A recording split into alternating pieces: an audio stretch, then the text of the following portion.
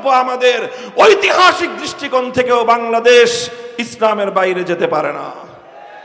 কেন যেতে পারে না? খুব বেশি দিনের ইতিহাস নয়, 1757 সাল থেকে 2024 সালের ইতিহাস পর্যালোচনা করেন। 1757 সাল থেকে 1947 সাল 190 বছর ব্রিটিশরা রাজত্ব করেছে, ব্রিটিশরা শাসন করেছে, গোলামীর জিঞ্জিরে আমাদেরকে আবদ্ধ করে রেখেছে। 190 বছর আমরা লড়াই করেছি, আজাদির লড়াই, লড়াই করেছি স্বাধীনতার লড়াই, লড়াই করেছি মুক্তিযুদ্ধের লড়াই, জীবন দিয়েছি। বালাকোটের রণাঙ্গনে শহীদ হয়েছেন সৈয়দ আহমদ রহমতুল্লাহ আলাইহি, যুদ্ধ করেছি শামিলের রণাঙ্গনে, রক্ত দিয়েছেন হাফেজ জামিন শহীদ রহমতুল্লাহ আলাইহি, লড়াই করেছি তাহরিকে রেশমি রুমালে, লড়াই করেছি তাহরিকে আজাদিতে, লড়াই করেছি তাহরিকে খেলাফতে। যুদ্ধের মধ্য দিয়ে রক্তের সাগর প্রবাহিত করে লক্ষ লক্ষ মানুষের রক্তের বন্যা দিয়ে আলেম ওলামাদের ফাঁসির কাস্টে ঝুলিয়ে, আলেমদের সন্তানরা ইতিম হয়ে, আলেমদের স্ত্রীরা বিধবা হয়ে, লাখো আলেমের রক্তের উপর দিয়ে 1947 সালে ব্রিটিশদেরকে বিতাড়িত করে উপমহাদেশ স্বাধীনতা লাভ করেছে। এরপরে 1947 সালে দেশটা যখন স্বাধীন হবে, দেশ যখন স্বাধীন হবে, স্বাধীন হওয়ার আগেই, ব্রিটিশরা এই দেশ ছেড়ে চলে যাওয়ার আগেই প্রশ্ন আসলো এই দেশটা কিভাবে স্বাধীন হবে। কারণ এই দেশে তখন প্রধানত দুই জাতির বসবাস ছিল, হিন্দু এবং মুসলিম। হিন্দু এবং মুসলিম এই দুই জাতির প্রধানত বসবাস ছিল।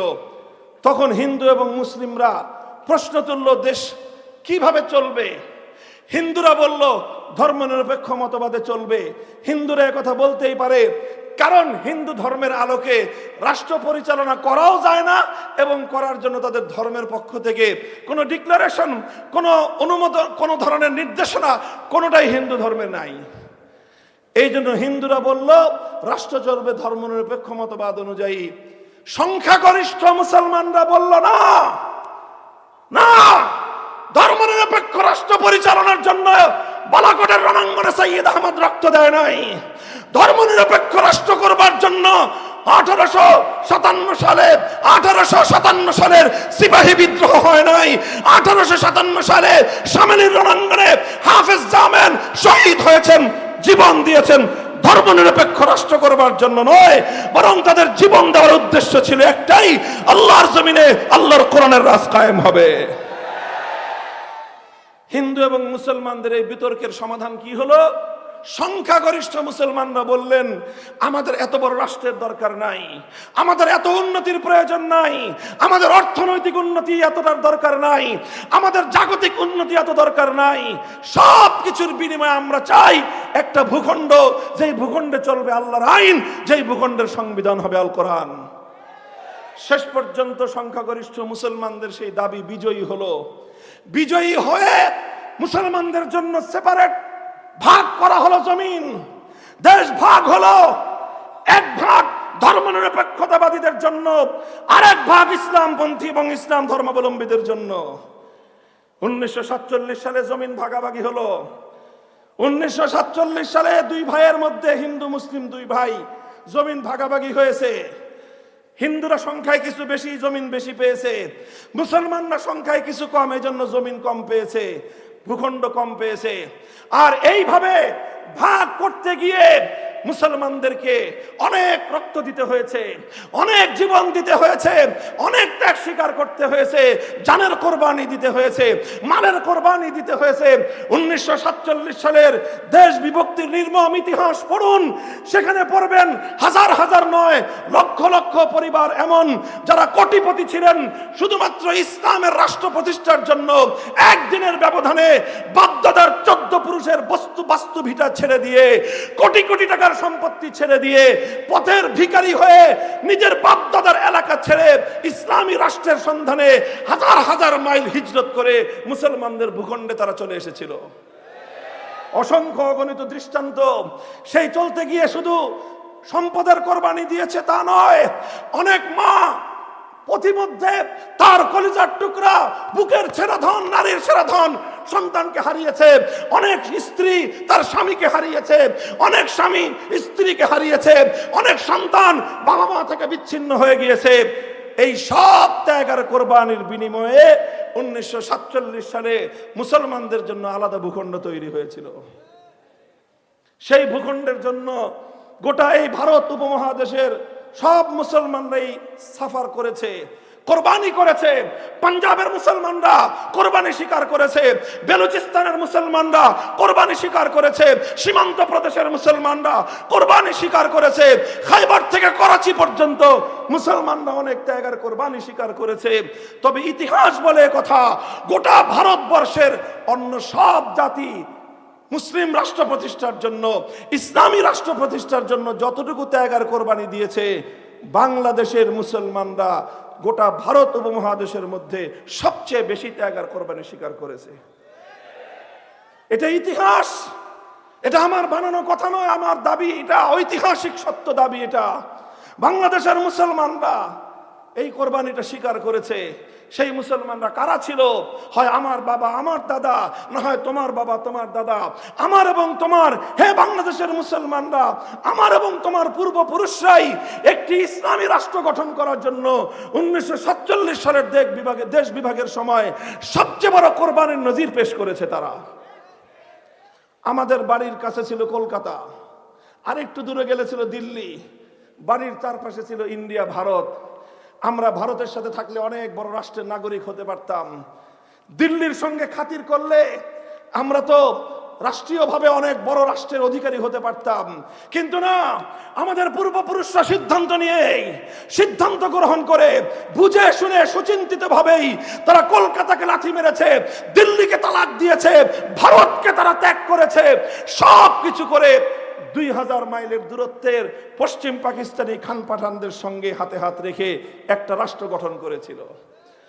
কি উদ্দেশ্য ছিল? খান পাঠানদের সঙ্গে আলগা কোনো প্রীতি বাংলাদেশের মানুষের ছিল না, কোনো আলাদা তাদের প্রতি আমাদের কোনো দুর্বলতা ছিল না। শুধু একটাই সম্পর্ক ছিল, একটাই দাবি ছিল, তোমরা সে প্রান্তে থাকতে পারো, আমরা এ প্রান্তে থাকতে পারি। প্রশ্ন একটাই, তুমিও মুসলিম আমিও মুসলিম, তুমিও একটা রাষ্ট্র চাও আমিও একটা রাষ্ট্র চাই, এমন একটা রাষ্ট্র চাই যে রাষ্ট্রে আইন চলবে কার? যে রাষ্ট্রের সংবিধান হবে আল কোরআন। শুধু এই দাবি মিলে গিয়েছিল। এজন্যই আমরা মুসলমানদের জন্য আলাদা ভূখণ্ড হিন্দুদের কাছ থেকে নিয়েছি।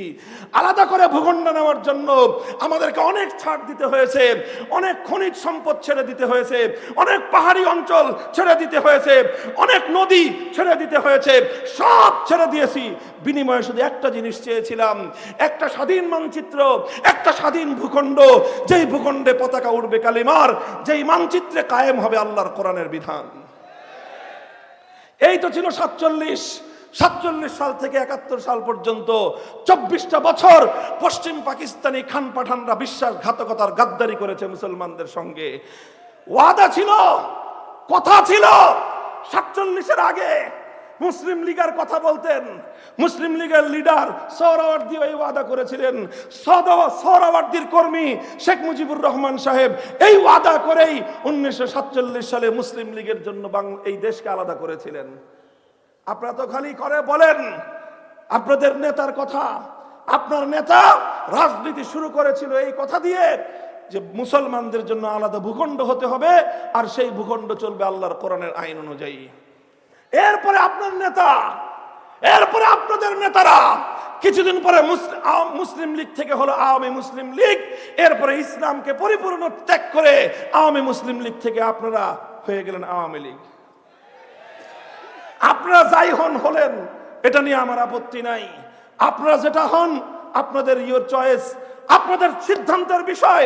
কিন্তু প্রশ্ন হলো, হিন্দুদের সঙ্গে ভাগাভাগি করে মুসলমানরা যে ভূখণ্ড পেল, সেই ভূখণ্ডে ইসলামকে মাইনাস করবার অধিকার আপনাকে কে দিল? 1971-এর মুক্তিযুদ্ধের আগ পর্যন্ত আওয়ামী লীগের প্রধান নেতা, সেকেন্ড নেতা, তৃতীয় নেতা, উপনেতা, পাতি নেতা, সাথী নেতা, কোন নেতা 24 বছরের মধ্যে কোনদিন মুক্তিযুদ্ধ চলাকালীন সময়ের 9 মাসে কোনদিন জাতির কাছে এই কথা বলে নাই যে এই দেশটা স্বাধীন হলে ধর্মনিরপেক্ষ মতবাদ আসবে। কোনদিন এই কথা বলেন নাই। বরং কি বলেছিলেন? 70-এর জাতীয় নির্বাচনের সময় আপনাদের নেতা শেখ মুজিবুর রহমান সাহেব জাতির সঙ্গে ওয়াদা করেছিলেন, জিততে পারলে কোরআন সুন্নাহ বিরোধী কোনো আইন করবেন না। এগুলো ইতিহাস ভুলে যায় না, ইতিহাসে লেখা আছে। আপনারা ভুলে যেতে পারেন, আপনাদের অফিস আগুন দিয়ে পুড়ে যেতে পারে, ইতিহাস মুছে যায় নাই। মনে রাখবেন এরপরে কি করলেন আপনার নেতা? 70 সালে এই ঘোষণা দিয়েছিলেন কোরআন সুন্নাহ বিরোধী কোনো আইন তৈরি করা হবে না। এরপরে মুক্তিযুদ্ধের পরে 16ই ডিসেম্বর বিজয় অর্জন হওয়ার পর পশ্চিম পাকিস্তান থেকে ছাড়া পেয়ে সোজা তিনি চলে গেলেন লন্ডন। লন্ডন থেকে সদ্য স্বাধীন বাংলার মাটিতে না এসে, বাংলাদেশে না এসে তার প্লেন ল্যান্ড করলো নয়াদিল্লিতে। নয়াদিল্লিতে তার মগজ ধোলাই হয়ে গেল। সেই মগজ ধোলাই হয়ে নয়াদিল্লি তৎকালীন প্রধানমন্ত্রী শ্রীমতী ইন্দিরা গান্ধী প্রেসক্রিপশন ধরা দিলেন, খবরদার বাংলাদেশ এভাবে চালাবি। এমন একটা প্রেসক্রিপশন দিলেন যেই প্রেসক্রিপশন অনুযায়ী 72-এর সংবিধান তৈরি হলো, আর সেই সংবিধানের মাধ্যমে বাংলাদেশের স্বাধীনতাকে ভারত মাতার চরণতলে বলি দেওয়া হয়েছে। আজকে বিএনপির কিছু লোক, আপনাদের লজ্জা থাকা দরকার, আপনারা 72-এর সংবিধানের পক্ষে সাফাই গান বুঝা দরকার না। আপনারা 72-এর সংবিধানের পক্ষে বলতে পারেন না। 72-এর সংবিধান মুক্তিযুদ্ধের চেতনার সংবিধান না। আপনারা যদি মুক্তিযুদ্ধের পক্ষের শক্তি হয়ে থাকেন, সর্বপ্রথম 72-এর গাদ্দারির বিরুদ্ধে আপনাদেরকে কথা বলতে হবে। 72-এর সংবিধান ছিল 71-এর মুক্তিযুদ্ধের সঙ্গে গাদ্দারি, 71-এর মুক্তিযুদ্ধের সঙ্গে বিশ্বাসঘাতকতা। এইভাবে 72 সালে যেই সংবিধান হলো, সেই সংবিধানের মৌলচার নীতি জাতীয়তাবাদ, ধর্মনিরপেক্ষতাবাদ, গণতন্ত্র, সমাজতন্ত্র হুবহু ভারতের সংবিধানের মূলনীতিগুলো দিয়ে বাংলাদেশে ভারতের একটি অঙ্গরাজ্য, বাংলাদেশের সংবিধানকে ভারতের সংবিধানের পরিশিষ্ট বানায় দেওয়া দিয়ে বাংলাদেশকে ভারতের কররাজ্যে পরিণত করা হয়েছিল। মুহতারাম হাজিরিন, বলতেছিলাম ঐতিহাসিকভাবেও বাংলাদেশ ধর্মনিরপেক্ষ রাষ্ট্র হতে পারে না। কারণ 47-এ যে ভাগ হয়েছে, যারা ধর্মনিরপেক্ষ তাদের ভাগে ভারত পড়েছে। গোটা ভারত উপমহাদেশের 4 ভাগের 3 ভাগ তো বেটা তোরা পাইলি, 4 ভাগের 1 ভাগ পেয়েছিলাম আমরা মুসলিমরা। এখন সেই মুসলিমদের জন্য যে ভূখণ্ড দেওয়া হলো, ভাগে আমরা অর্ধেক পাই, সেখানে আমরা পেলাম 4 ভাগের 1 ভাগ। সেই 4 ভাগের 1 ভাগে আমরা স্বাধীনভাবে আল্লাহর দ্বীন কায়েম করব, আমরা স্বাধীনভাবে আল্লাহর দ্বীন নিয়ে বেঁচে থাকব। তোমাদের যদি আল্লাহর দ্বীন নিয়ে, আল্লাহর কোরআনী শাসনে থাকতে মনে না চায়, তোমাদের জন্য সীমান্ত খোলা আছে, নেত্রীর মতো ধর্মনিরপেক্ষ ভারতে চলে যাও।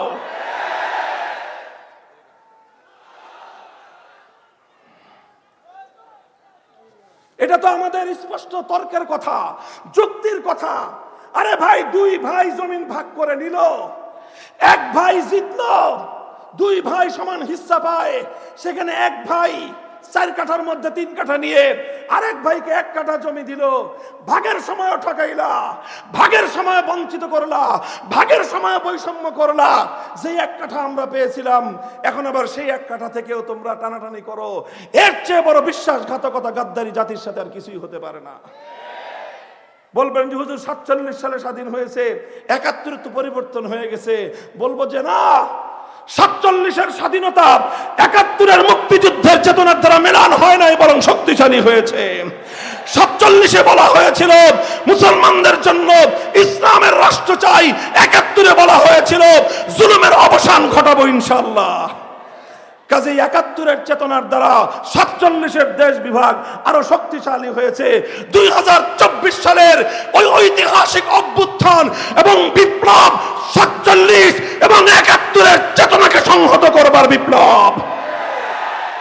কাজেই 2024 সালের জুলাই আগস্ট বিপ্লবের পর আজ বাংলাদেশে দাঁড়িয়ে দায়িত্বহীন ভাষায় বলতে চাই, আজ বাংলাদেশের সংবিধান সংস্কারের নতুন আওয়াজ উঠেছে। এই সংবিধানে যদি ধর্মনিরপেক্ষ মতবাদ থাকে, গোটা বাংলাদেশে বিদ্রোহের আগুন ধরবে, বিদ্রোহের আগুন ধরবে।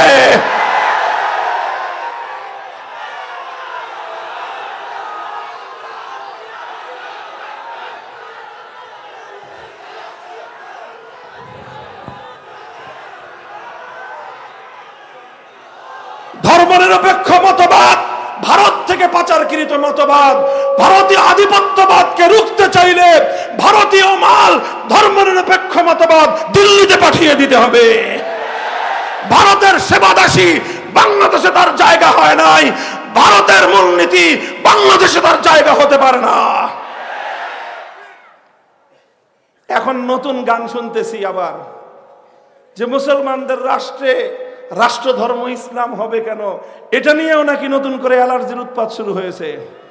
যদি কারো অ্যালার্জির চুলকানি থাকে তাড়াতাড়ি সমাধান করেন, চিকিৎসা করেন। বলবেন কি চিকিৎসা? যাদের রাষ্ট্র ধর্ম ইসলাম শুনলে অ্যালার্জির চুলকানি হয়, এই রোগের সিমটম যারা পাবেন, আগামী এক সপ্তাহ শুধু আমার ওয়াজ শুনবেন ইনশাআল্লাহ। অন্য কোন বড় বড় আলেম ওলামাদের ওয়াজ শুনবেন না আপনারা, এক সপ্তাহ পর্যন্ত শুধু আমার ওয়াজ শুনবেন ইনশাআল্লাহ। দেখবেন এক সপ্তাহ পরে আপনার অ্যালার্জির চুলকানির উপদ্রব বন্ধ হয়ে যাবে। রাষ্ট্র ধর্ম ইসলাম থাকবে কি থাকবে না? আজ যদি নতুন করে আবার সেই প্রশ্ন আনেন, আমরা দাবি করতেছি ইসলামী রাষ্ট্র প্রতিষ্ঠার, আমরা দাবি করতেছি, আমরা অধিকার নিয়ে বলছি, আমরা দেশ বিভাগের সময় এই ভাগ যেভাবে পেয়েছি সেভাবে রাষ্ট্র কোরআন সুন্নাহর বাইরে কোনো আইন চলতে পারে না। আমরা যেখানে ইসলামী রাষ্ট্র প্রতিষ্ঠার জন্য আগাচ্ছি, ওনারা রাষ্ট্র ধর্ম ইসলাম অর্থাৎ নামকাওয়াস্তে ইসলাম, ওটাকে ওনারা নাকি মাইনাস করার চেষ্টা করতেছে। যদি কারো মাথার মধ্যে সামান্য পরিমাণ ঘিলু থাকে, সম্পূর্ণটা যদি গরুর গোবর না হয়ে থাকে, তাহলে এই ধরনের আত্মঘাতী কোনো চিন্তা যেন আপনারা না করেন, দোহাই লাগে। ইসলামের উপরে যদি আঘাত করেন, তাহলে কিন্তু আমরা জুলাই আগস্ট কোনো কিছু আমাদের মনে থাকবে না, কোনো কিছু মনে থাকবে না। ইসলামের প্রশ্নে, আল্লাহর কোরআনের প্রশ্নে ইসলাম রাষ্ট্র ধর্ম ছিল, সংবিধানে বিসমিল্লাহ সংযোজিত হবে, আল্লাহর উপর অবিচল আস্থা এবং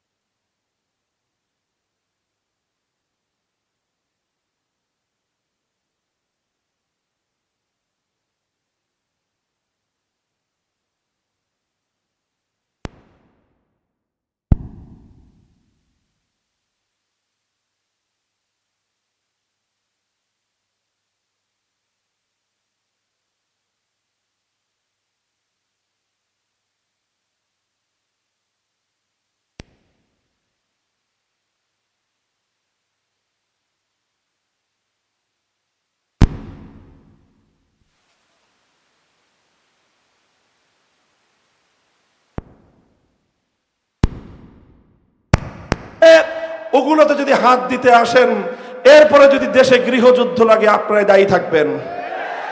মনে রাখেন, ইসলামের প্রশ্নে জীবনের মায়া আমাদের নাই, ইসলামের প্রশ্নে রক্ত দিতে আমাদের কোনো কার্পণ্য নাই।